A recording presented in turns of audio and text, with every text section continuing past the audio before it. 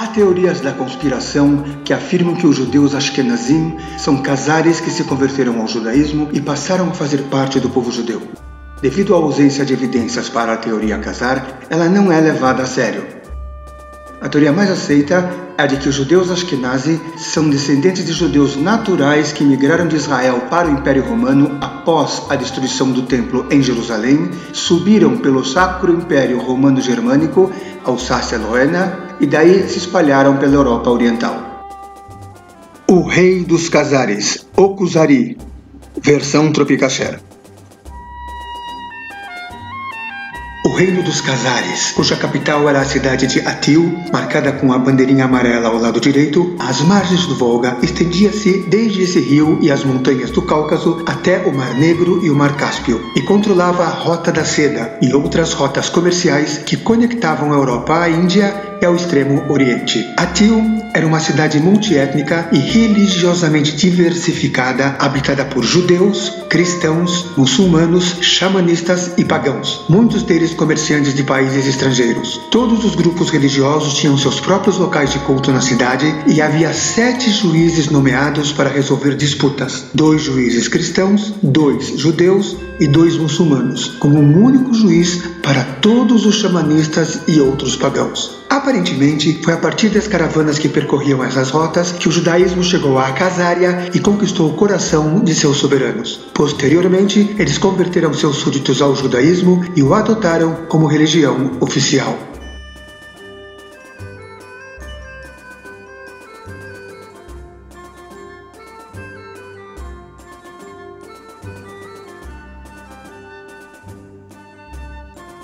Tudo começou com o sonho.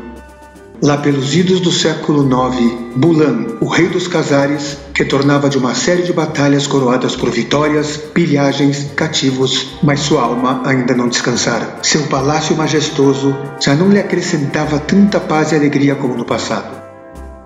Aos poucos, o rei dos Khazaris se daria conta de que havia algo mais no propósito da vida do que pilhar e amealhar fortuna e glória. Após resolver seus problemas imediatos no reino e deixar tudo nas mãos do seu primeiro-ministro, Bulan pôs-se a dormir. O que aconteceu a seguir mudou a história da sua vida e do pensamento filosófico judaico, como nos conta sabiamente Rabbi Yehuda Halevi.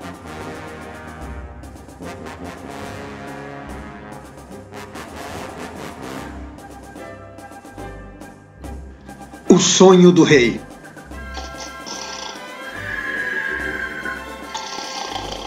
Bulan, Bulan, Kavanotecha retsuim, ach maasecha einam retsuim. As tuas intenções são bem-vindas, mas as tuas atitudes não são bem-vindas. Bulan, Bulan. Como assim minhas atitudes não são bem-vindas?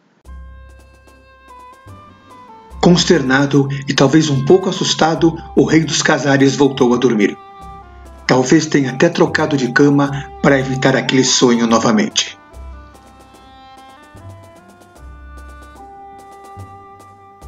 Bulan, Bulan, Kavanotecha retsuim, ach maasecha einam retsuim. As tuas intenções são bem-vindas, mas as tuas atitudes não são bem-vindas. Bulan, Bulan.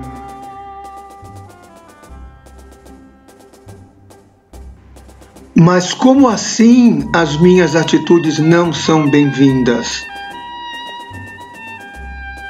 Atônito, Bulan mandou investigar quem no reino poderia apacentar-lhe os ânimos decifrando o sonho, e obteve a seguinte resposta: no reino vivem filósofos, padres, imames e rabinos. O rei mandou chamar um a um, menos o rabino. Façam entrar o filósofo.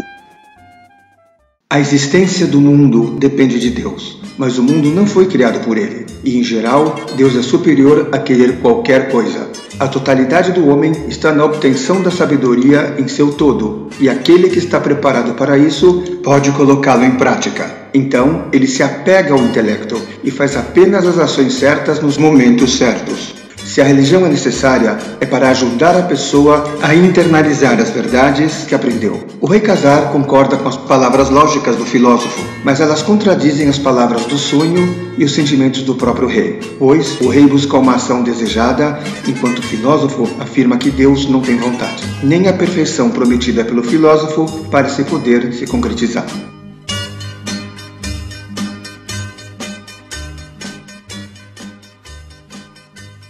Então o rei disse em seu coração: vou perguntar a Edom, a igreja, e a Ismael, a mesquita, porque uma de suas duas ações é a desejada, sem dúvida, mas dos judeus estou descontente por sua condição de humilhação e pequenez, e todos estão desgostosos com eles. Façam entrar o clérigo cristão.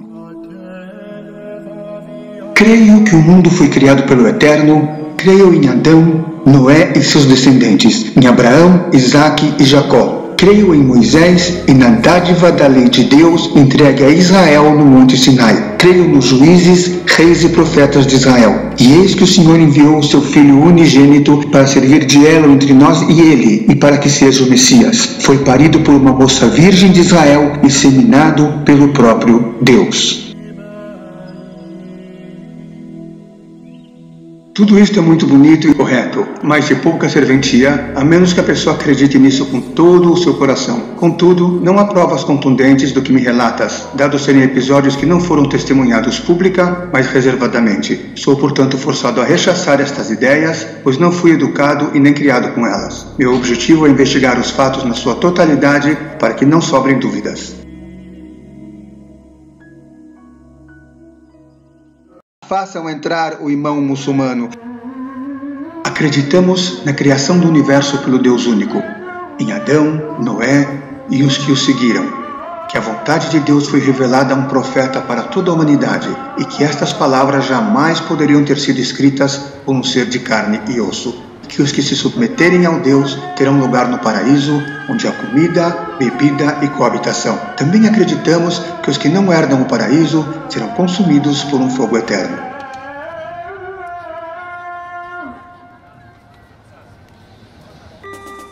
Ora, disse o rei, é difícil conceber que Deus precise de parcerias com seres de carne e osso para fazer-se acreditar. Para isso seria necessário que ele mude o curso da natureza por diversas vezes, usando desta ou daquela pessoa como meio. Meu senhor, replicou o sábio muçulmano, tudo isso já está mais do que confirmado dos nossos escritos com base na Torá dos judeus, a qual aceitamos zelosamente, e que constata toda sorte de milagres operados pelas mãos do profeta Moisés, como a abertura do Mar Vermelho para salvar os judeus e o consequente afogamento dos egípcios que os perseguiam, a descida do maná dos céus por 40 anos, o diálogo de Moisés com Deus no Monte Sinai, e que ele parou o sol para Josué, e antes disso, o dilúvio e a destruição de Sodoma e Gomorra. Isto é do conhecimento e da citação geral e não é da imaginação de ninguém. O rei dos Cázaros concluiu: pelo visto, não me resta alternativa senão convocar o rabino, já que ambos, cristãos e muçulmanos, se baseiam no que os judeus acreditam. Dito isto, o rei mandou convocar o rabino para saber mais sobre sua fé. Façam entrar o rabino. O rei dos Cázares se encontra com o rabino, que se apresenta como Haver, amigo, e busca significado em suas palavras, interrogando-o seguidamente. O sábio judeu passou a explicar ao rei dos Cázares o que ilustraremos aqui muito resumidamente, posto que nada substitui o livro onde estas coisas foram longamente explicadas, livro este que precisa ser estudado com afinco e não apenas lido. O judaísmo não se alicerça na criação divina e na liderança do mundo, mas no encontro do povo de Israel com Deus, que acompanha seus ancestrais Abraão, Isaque e Jacó, que os tirou do Egito, os acompanhou no deserto, fê-lo herdar a terra de Israel e lhes deu a Torá, e muitos profetas por gerações, e uma tradição contínua daquele encontro com Hashem, um Deus que é tão fiel quanto a vista do olho. Ao contrário do espanto do rei com o sábio muçulmano que destinou ao Corão para todo o mundo, mesmo sendo escrito em árabe, a Torá destina-se apenas a Israel, que teve o privilégio de se encontrar com Deus. Hashem se revela e conduz somente Israel, que é a virtude pura, clara e escolhida, uma espécie separada como um anjo, de forma que o interesse divino possa aparecer. Somente um povo assim pode trazer de si um homem de Deus sobre-humano, como Moisés. Foi Moisés quem retornou à história e à discussão da criação e ensinou a Israel que Deus criou o mundo e as genealogias das nações. Uma história do passado próxima, na qual é impossível mentir. Mesmo padrões universais humanos, como a existência da linguagem, a contagem na base de 10 e 7 dias por semana,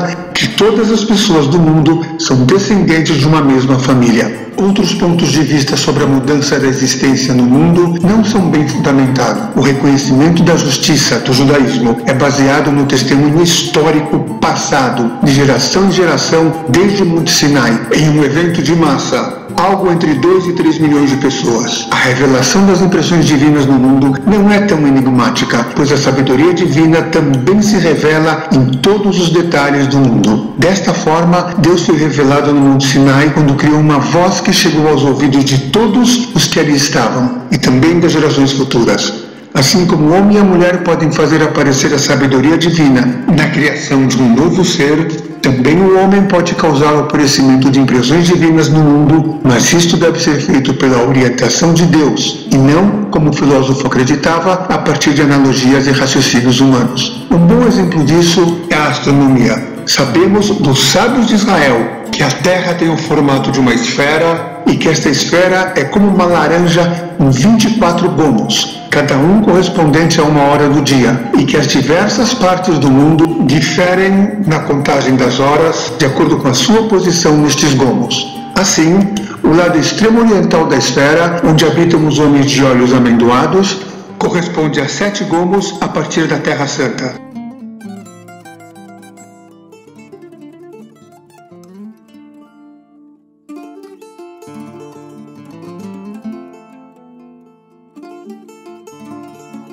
Não há meio de cumprir os preceitos sem recorrer à tradição oral, o Talmud.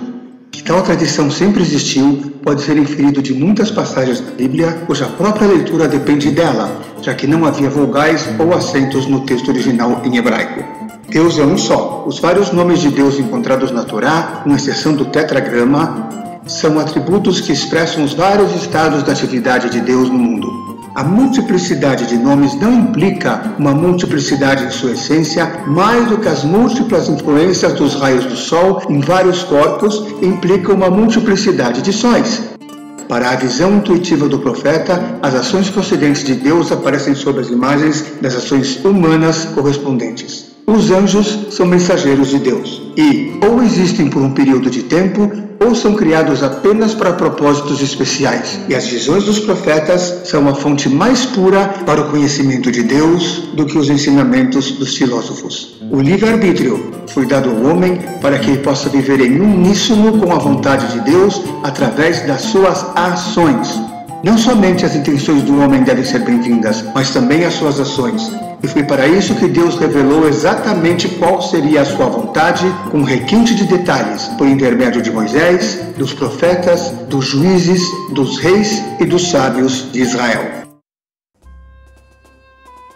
Após esclarecer ao rei tudo o que ele pretendia saber sobre o judaísmo, o rabino manifestou sua vontade de subir a Jerusalém para lá se estabelecer. O rei, por sua vez, decidiu se esconder nas colinas para ponderar sobre sua posterior conversão ao judaísmo e perguntou ao rabino por que ele vai a Israel sem necessidade, já que o templo não existe mais, seja apenas para adicionar mitzvot. Em Israel, o judeu tem obrigação de cumprir um número maior de mandamentos do que fora. O rabino respondeu: quanto mais você serve a Deus, menos você serve aos homens. Disse então o rei dos Cazares: se assim for, seria um pecado impedi-lo. É, pelo contrário, um mérito ajudar-te. Que Deus te conceda a sua ajuda e seja teu protetor e amigo, e que Ele te favoreça em sua misericórdia.